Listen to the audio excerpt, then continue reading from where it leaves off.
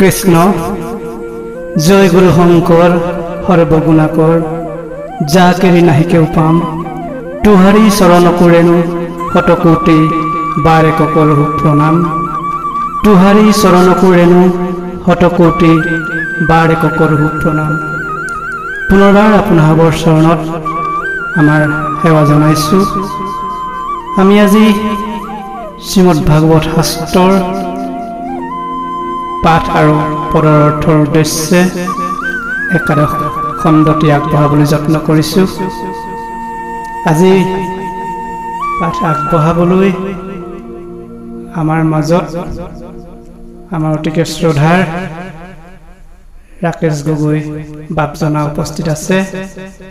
তেওঁক আমি পাঠ আগবঢ়াবলৈ সেৱা ধৰিছোঁ। কৃষ্ণ। পদ পাছৰ বৃত্তান্ত শুনি ইউক দেখি ভাৰত যুদ্ধ সাংগ কৰিও সৰিখি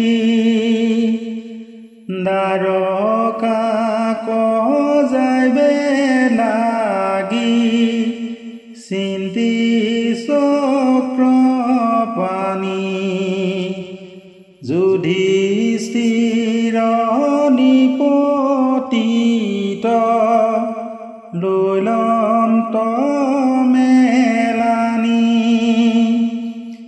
দ্ৰৌপদী সুভদ্ৰা কুন্তি অবাকু সম্বুধি চৰিলা ৰথত ভীম অৰ্জুনত সুধি কৃষ্ণৰ বিয়োগ দুখ নহয় মনে পাঞ্চু ভাই সংগে জান্ত সজন নয়নে দ্ৰোণীক এৰিলা লাঞ্জ কাটা যেন বাঘ দুৰ্জন দ্বিজৰ আতি উঠি গৈলা ৰাগ পাঞ্চু ভাই লাগি পাঞ্চ গোট ব্ৰহ্ম বান অৰণ্যৰ পৰা বীৰে কৰিলা সন্ধান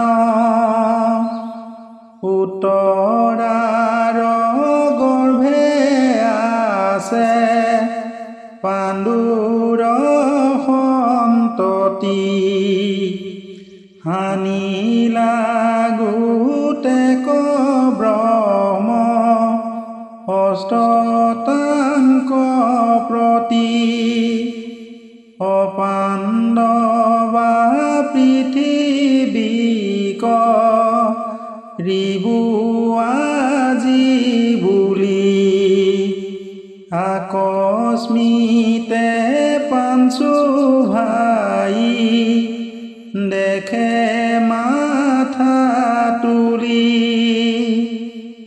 অগ্নি সমলোহা পাঞ্চ গোটা খেদি আখে ধৰিলন্ত ধনুৰ্বাণ পাঞ্চু মুখাত ৰাখে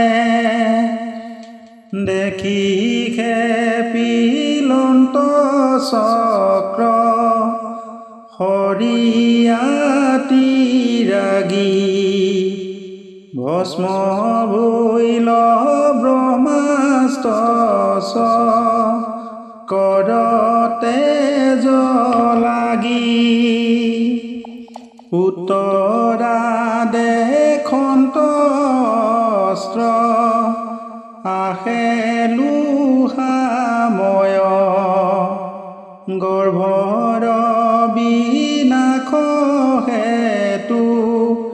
ভৈলা মহাভয়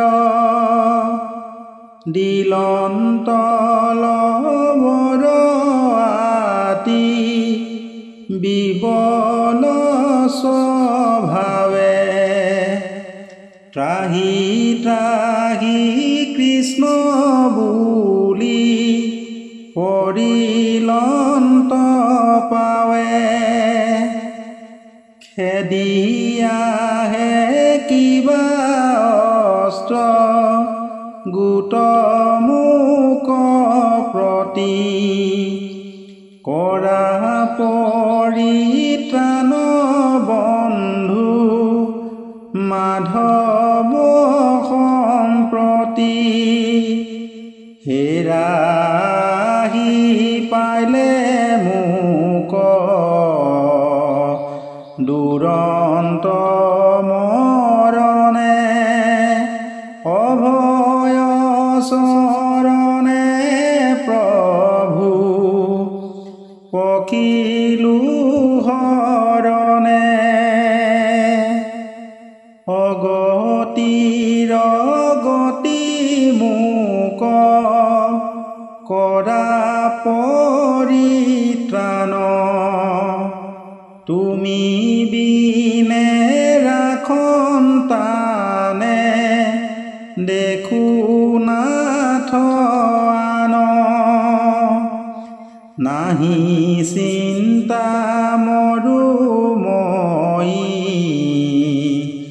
এহি হৰে পুতি কৰিও ৰক্ষা মাত্ৰ মোৰ গৰ্ভগুটি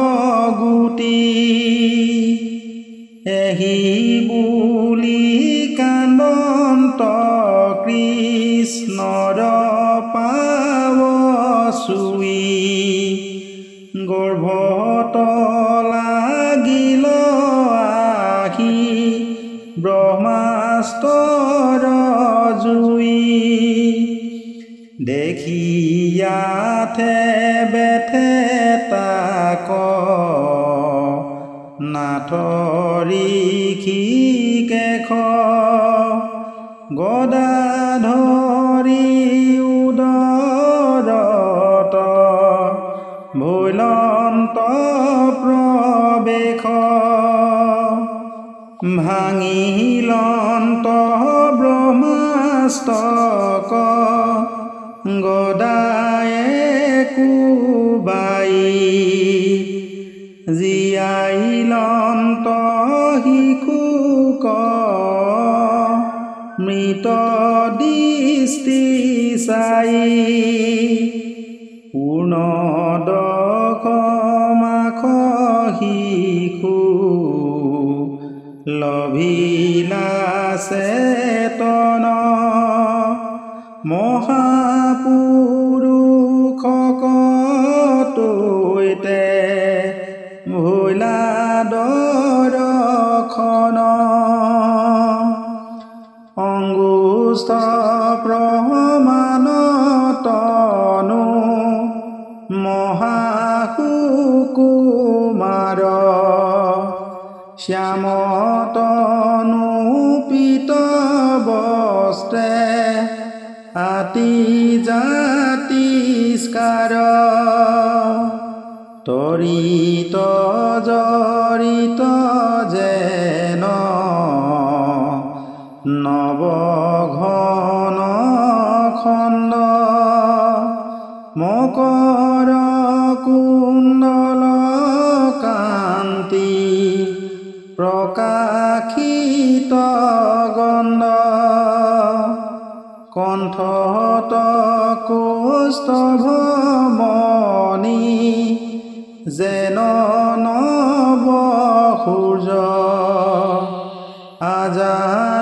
আজানুলম্বিত মহা চাৰু চাৰি ভুজ শংখ চক্ৰ গদা পদ্ম আছে চাৰি হাতে ৰত্নৰ কি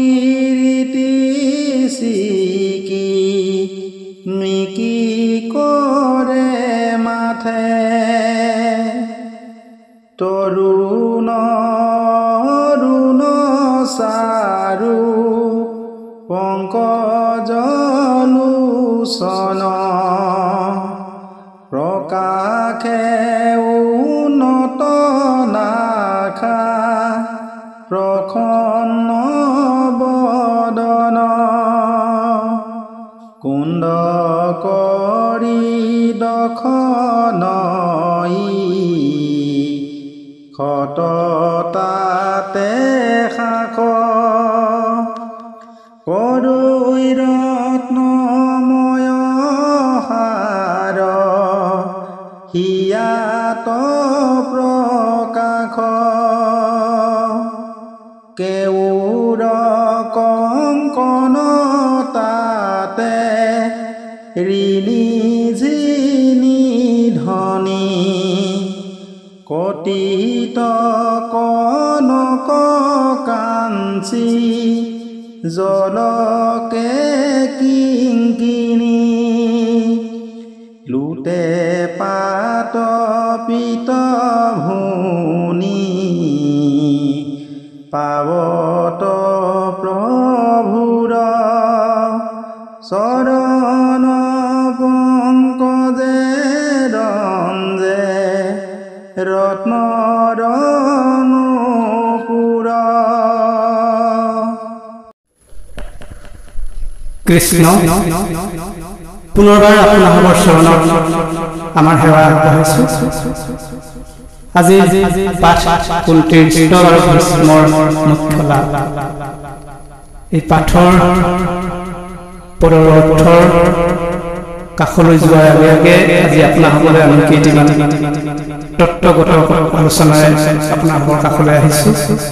অজানিতে বহুবোৰ ভুল ক্ৰুটি হৈ যাব, সমস্ত ভুলৰ মাৰ্জনা কৰিব। মাধৱ গুৰুৱে ভক্তি ৰত্নাৱলীত কৈছে, নিখিল বেদৰ সাৰ মহাভাগৱত সত্য ভক্তি পদজাৰ অতুল মহত। এটাকে সমস্ত বেদৰ শ্ৰেষ্ঠতৰ পৰম ৰূপণী সমস্ত শাস্ত্ৰ মহাভাগৱত শাস্ত্ৰ সমস্ত বেদৰ ই লগে লগে ভক্তি প্ৰদান কৰে আৰু ভাগৱতৰ মহত্ব তুলনীয়। গতিকে এই সমস্ত বেদতকৈ শ্ৰেষ্ঠতৰ আৰু সমস্ত শাস্ত্ৰৰ পৰম ৰূপণীয়। পুনৰবাৰ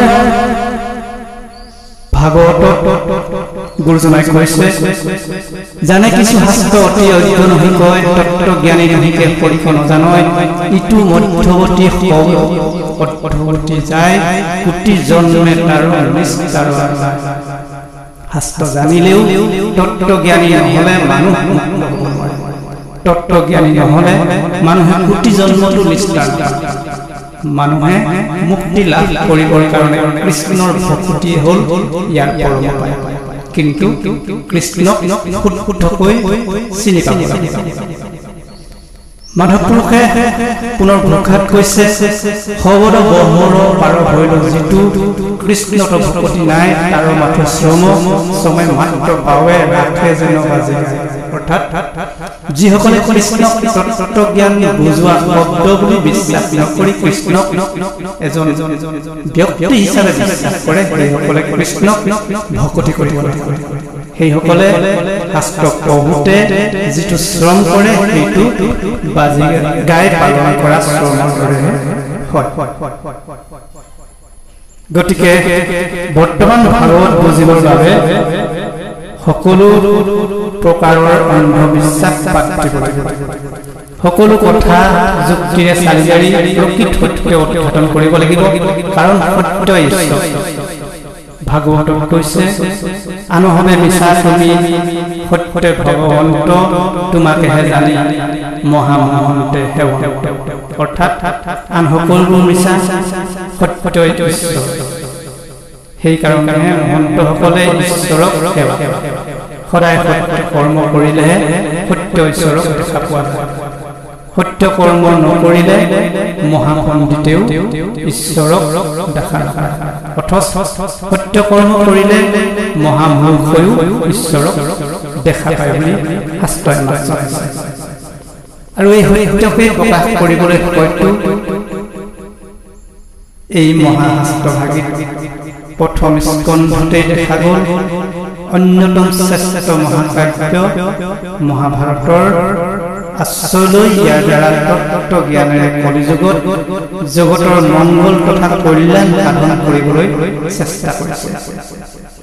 যিখন মহাভাৰতৰে এটি অংশ গীতা, যাক জগতৰ উত্তম শাস্ত্ৰ হিচাপে স্বীকৃতি দিয়া হৈছে, যি শাস্ত্ৰৰ জ্ঞানেৰে মানৱক মহামানৱলৈ ৰূপান্তৰ কৰিব পাৰে।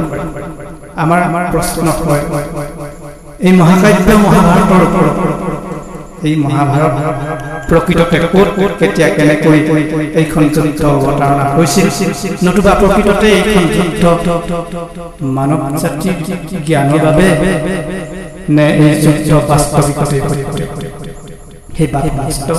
এনে জটিল তথা গধুৰ আলোচনা আগবঢ়াবলৈ আমাৰ জ্ঞান একেবাৰে শূন্য। আমি মাথো এটি কথাই অনুভৱ কৰোঁ, যিহেতু শ্ৰীমদ ভাগৱত মহাষ্টভাগী ঈশ্বৰজনৰ নিজৰ মুখৰ বাণী আৰু ঈশ্বৰজনৰ সৃষ্টি মানুহ নামৰ প্ৰাণীটিৰ জীৱন ধন্য নহ'ব যদিহে এই শাস্ত্ৰৰ জ্ঞানেৰে পৰিপুষ্ট হৈ নিজকে বুজি পোৱাৰ চেষ্টা কৰে। গীতা শ্ৰীমদ ভাগৱত পৰমাৰ্থিক অৰ্থাৎ পৰম অৰ্থ মানে প্ৰকৃত সম্পদ। সেয়েহে এই ভাগৱত শাস্ত্ৰক পৰমাৰ্থিক তত্ত্বৰে বিশ্লেষণ নকৰিলে কেৱল সেই কাহিনীৰ যুধিষ্ঠিৰ, ভীম, অৰ্জুন বা দুৰ্যোধন শাসন আদি চৰিত্ৰক জানিলেই আজি তাৰিখত সময় অপব্যয় কৰাৰ বাহিৰে একো লাভ নহয়। কাৰণ সময় যিহেতু আমাৰ বাবে অমূল্য সম্পদ, সময়ৰ সমষ্টিয়ে যিহেতু জীৱন, সেয়ে য'ত আমি সময় অপব্যয় কৰিম তাৰ পৰা লাভ হ'বই লাগিব। যে কি নহওক, ইতিমধ্যে আমি পাঠত বহুকেইটি মহাভাৰতৰ চৰিত্ৰৰ নাম পাই আহিছোঁ। তাৰ ভিতৰত মুখ্য পৰীক্ষিত। আচলতে কি পৰীক্ষিত? হয়তো সেইজনেই পৰীক্ষিত যিয়ে জীৱন পৰীক্ষাত অৱতীৰ্ণ হৈ জীৱনটো মাথো পৰীক্ষাতে সন্মুখীন হৈ থাকিব লগা হয়।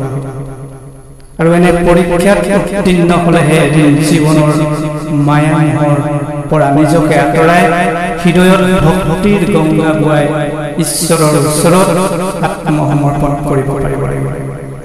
আমি যাব লাগিব গংগাৰ তীৰতে, য'ত নাথাকে কোনো আত্মীয় স্বজনৰ সম্পৰ্ক, য'ত থাকিব মাথো সকলো এক ঈশ্বৰৰ সন্তান ৰূপী আৰু এই ৰূপেৰে স্বীকাৰ কৰিব পৰা সত্য সত্য আৰু পবিত্ৰতাৰে ঈশ্বৰ কৃষ্ণত বিলীন হ'ব পৰা এখন হৃদয়। পৰীক্ষিত অন্য নাম বিষ্ণু, অৰ্থাৎ বিষ্ণুৰ অংশ। সেইবাবে আমি প্ৰত্যেকেই বিষ্ণুৰ এটি অংশ বাবেই এনেদৰে চৈতন্য হৈ জীৱনৰ ভাল বেয়া, পোৱা নোপোৱা, সুখ দুখ আদিবোৰৰ পৰীক্ষা দি আহিছোঁ। বিষ্ণুৰ ক্ষুদ্ৰমান অংশই আমাৰ দেহত বিৰাজমান হৈ নথকা হ'লে আমি সকলোহেঁতেন সেয়ে কলিযুগত আমি প্ৰত্যেকেই এজন এজন পৰীক্ষিত নিশ্চয়। দাপৰ যুগত ঈশ্বৰজনে সেইখন মহাভাৰতৰ অৱতাৰণা কৰি জগতক বুজাই দিছিল ধৰ্ম কি আৰু অধৰ্ম কি। কিন্তু আজি কলিত আমি সেইখন যুদ্ধৰ তত্ত্বগত ৰূপক বুজিবলৈ চেষ্টা কৰিব লাগিব।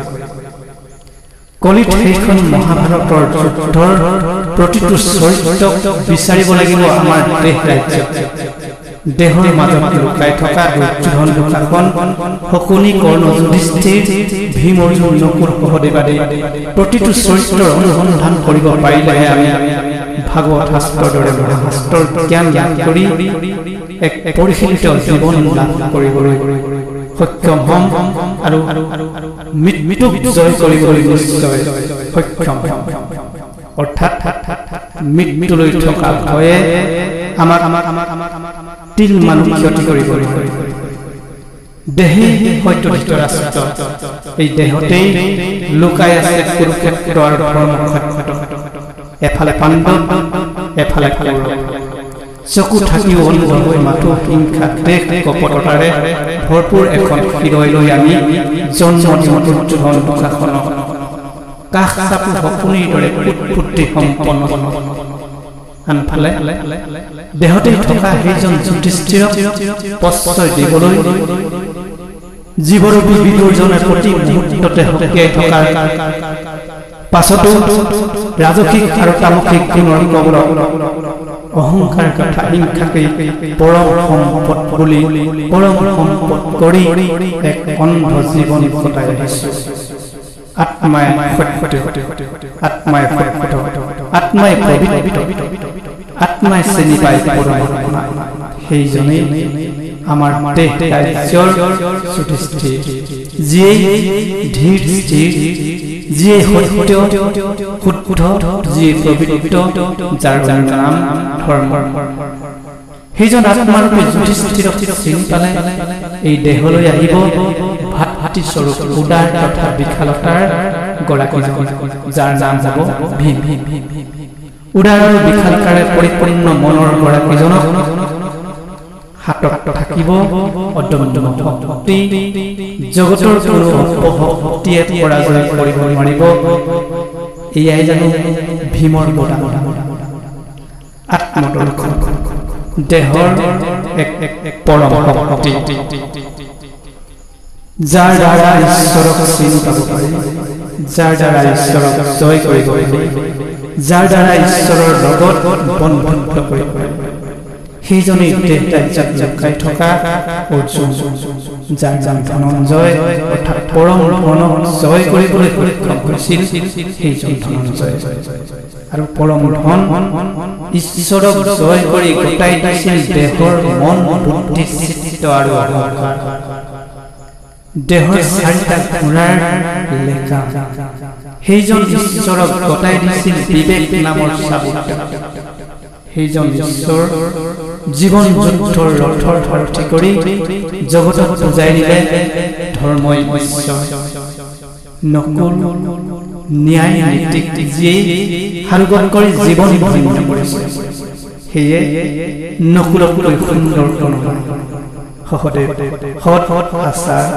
আৰু সৰ্বশাস্ত্ৰৰ জ্ঞান থাকিও অহংকাৰ নাই কোনোদিন এই পাঁচটা তত্ত্বকে একত্ৰিত কৰি ঈশ্বৰৰ ওচৰত নিজকে অৰ্পণ কৰিব পৰা দেহেই হ'ল নিশ্চয় পাঞ্চালী অৰ্থাৎ দ্ৰৌপদী তত্ত্বগতভাৱে দ্ৰৌপদী হ'ল এই দেহ সেইজন যিজন জগতৰ প্ৰথম ভ্ৰূণ হত্যাকাৰী কৰিবলৈ চেষ্টা কৰা মহা অপৰাধী বাস্তৱিকতে তেনে অপৰাধ আজিৰ তাৰিখতো অতি গুৰুতৰ সেয়ে দেহৰ অমূল্য সম্পদ হেৰুৱাব লগা হ'ল পাণ্ডৱৰ ওচৰত অমৰ হৈ কটাব লগা হ'ল এক যান্ত্ৰণাময় জীৱন যুগ যুগ ধৰি আজিৰ পাঠ কুন্তীৰ বৰ্ণন মহাভাৰতৰ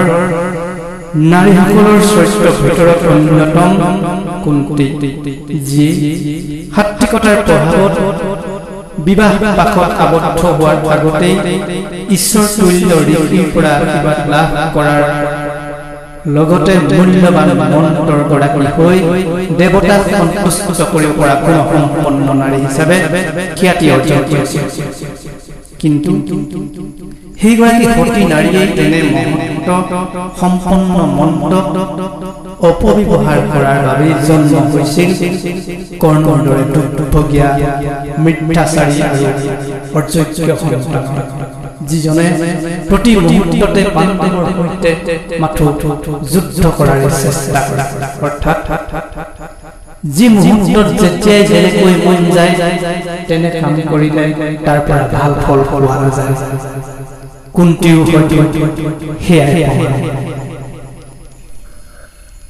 যে কি নহওক এনে মহাকাব্য মহাভাৰতৰ চৰিত্ৰৰ মাজলৈ অদূৰ ভৱিষ্যতে নিশ্চয় আমি পুনৰ আহিম আজি পাঠৰ মাজলৈ অৰ্থাৎ পদৰ অৰ্থৰ মাজলৈ আহিব বিচাৰিছোঁ। ইয়াত কৃষ্ণই এদিন দ্বাৰকালৈ যাবলৈ সাজু হ'ল। তেওঁ যুধিষ্ঠিৰৰ পৰা বিদায় ল'লে। দ্ৰৌপদী, সুভদ্ৰা, কুন্তী, ভীম, অৰ্জুন, নকুল, সহদেৱ আৰু ৰাজধানীৰ সকলোৰে পৰা বিদায় লৈ দ্বাৰকালৈ যাবৰ বাবে ৰথত আৰোহণ কৰিলে। কৃষ্ণক বিদায় দিয়াত সকলোৰে চকুলনি গৰিবলৈ ধৰিলে। পঞ্চ ভাতৃয়ে কৃষ্ণক বিদায় দিবলগীয়া হোৱাত মনত বৰ দুখ পালে। তেওঁলোকে চকুলো টুকি টুকি কৃষ্ণক আগবঢ়াই দিবলৈ চেষ্টা কৰিলে। ঠিক এনে সময়তে এটি ভয়ানক ঘটনা ঘটিল বুলি শাস্ত্ৰই আমাক জানিবলৈ দিছে। অৰ্জুনৰ বাবে অপমানিত হৈ দ্ৰোণাচাৰ্যৰ পুত্ৰ অশ্বত্থামা বনলৈ গৈছিল। তেওঁ বনৰ মাজৰ পৰা পঞ্চ পাণ্ডৱক বধ কৰিবৰ বাবে 5 পাত ব্ৰহ্মবাণ আৰু উত্তৰাৰ গৰ্ভত থকা অভিমন্যুৰ ঔৰকজাত সন্তান্তিক বধ কৰিবৰ বাবে এপাত ব্ৰহ্মবাণ নিক্ষেপ কৰিলে। তেওঁৰ উদ্দেশ্য পাণ্ডৱৰ বংশ বিনাশ কৰা। অগ্নিহম 5ডাল লুৰ বাণ পঞ্চ পাণ্ডৱক খেদি অহা দেখি তেওঁলোকে ধনুৰ বাণ লৈ সাজু হ'ল। কৃষ্ণই তৎক্ষণাৎ সুদৰ্শন চক্ৰ প্ৰয়োগ কৰি সেই ব্ৰহ্মবাণক শক্তি বিনাশ কৰিলে। ইপিনে এপাত অগ্নিহম বাণে উত্তৰাক খেদি অহাত উত্তৰাই তৎক্ষণাৎ কৃষ্ণৰ ওচৰলৈ আহি কৃষ্ণৰ চৰণত ধৰি সেই বাণৰ পৰা ৰক্ষা কৰিবলৈ মহাভয়ে কাকুতি কৰিলে। অন্তৰ্যামী কৃষ্ণই নিমিষতে অতি ক্ষুদ্ৰ ৰূপ ধাৰণ কৰি হাতত গদা লৈ উত্তৰাৰ গৰ্ভত প্ৰৱেশ কৰিলে। কৃষ্ণই উত্তৰাৰ গৰ্ভত প্ৰৱেশ কৰাৰ ব্ৰহ্মবাণ গদাৰ প্ৰহাৰত ভাঙি পেলালে। উত্তৰাৰ গৰ্ভত থকা কণমানি শিশুটিক অমৃত দৃষ্টি নিক্ষেপ কৰি জীয়াই তুলিলে। পূৰ্ণ 10 মাহত উত্তৰাৰ গৰ্ভত থকা শিশুটিয়ে চেতনা লাভ কৰিছিল। মাতৃ গৰ্ভতে সেই শিশুটিয়ে কৃষ্ণৰ দৰ্শন লাভ কৰিছিল। তেওঁ কৃষ্ণক আঙুলিৰ সমান ডাঙৰ অতি মনোহৰ ৰূপ, শ্যাম বৰণীয়া পীত বস্ত্ৰ পৰিধান কৰা, অতি উজ্জ্বল পোহৰযুক্ত মকৰ কুণ্ডল, সুশোভিত কণ্ঠত কৌস্তভ মণিয়ে সূৰ্যৰ দৰে পোহৰাই থকা, অজানুলম্বিতা 4 হাত থকা, 4 হাতত শংখ চক্ৰ গদা আৰু পদ্ম থকা, মূৰত ৰত্নৰ কীৰ্তি চিকমিকাই থকা সুন্দৰ যুৱক, পংকজ লোচন, উন্নত নাক, হাঁহি থকা মুখমণ্ডল, ডিঙিত ৰত্নৰ হাৰ সুশোভিত, কেউৰ কংকণ পিন্ধা, কঁকালত সোণৰ ঘগুৰা থকা হাৰ, চৰণত ৰত্নৰ নপুৰ আদিয়ে সুশোভিত পৰমেশ্বৰ কৃষ্ণক শিশুটিয়ে নিজৰ কাষত দেখা পাইছিল বুলি পাঠে ইতিমধ্যে আমাক জানিবলৈ দিছে। কৃষ্ণ।